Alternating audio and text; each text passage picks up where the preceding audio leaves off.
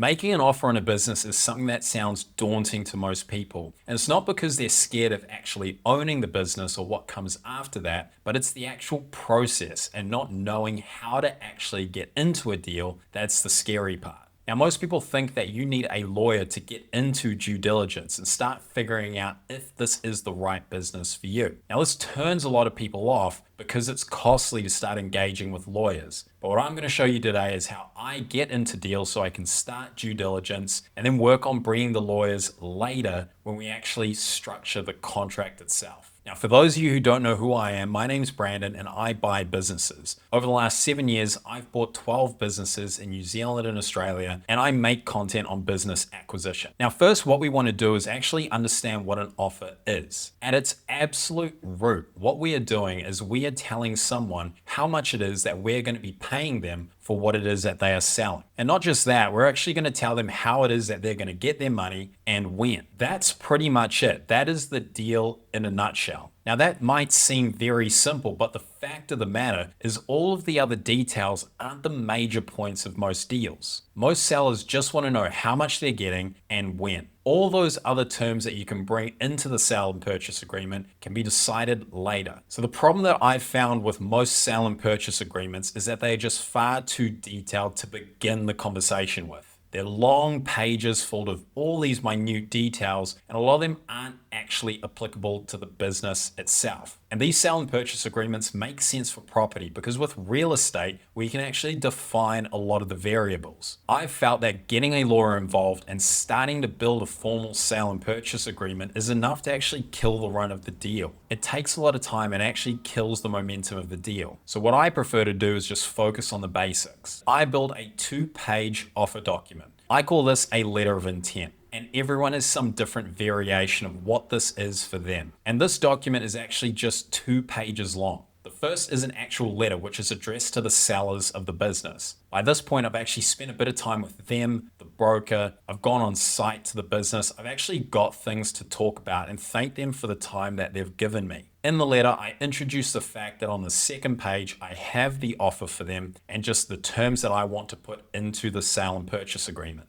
On the second page, what I do is I break down the price I'm going to be paying for the business. Then I also break down how it is that I'm going to be getting them their money. This is helpful because if you're putting together a creative deal structure where they're getting some money on close and the rest is vendor finance, or there's some other mechanism that you're using in your offer, you can actually clearly explain it and they can see all the elements that make their deal. Now, you might have some very specific clauses that you do want to tell them at this point, but what I prefer telling them is that this deal is subject to standard due diligence and putting together the sale and purchase agreement. I also state inside this clause that we want to begin due diligence on the signing of this agreement. Now, this is very helpful because you can actually build the sale and purchase agreement for the business while you're doing due diligence. This allows you to perform some checks that you might not be able to perform without being in due diligence that would actually turn you off from the deal in the first place. One of the things that I always look at in due diligence is concentration risk. So a lot of that boils down to actual financial information that I can't access until I'm in due diligence. Now, this check can be pretty straightforward, but it's enough to kill a deal. And I wouldn't want to spend money on a lawyer preparing an agreement to then actually find something really basic about the business that kills the deal. So by preparing an LOI first, it prevents me from needing a solicitor on day one so I can actually figure out if I want to proceed with the deal and start incurring costs. So real quick, I've got the whole offer and deal structure process outlined in my free 21-day How to Buy a Business email course. So you can subscribe to this down in the comments. Check it out and we'll get back to the video. So I know what a lot of you will be thinking.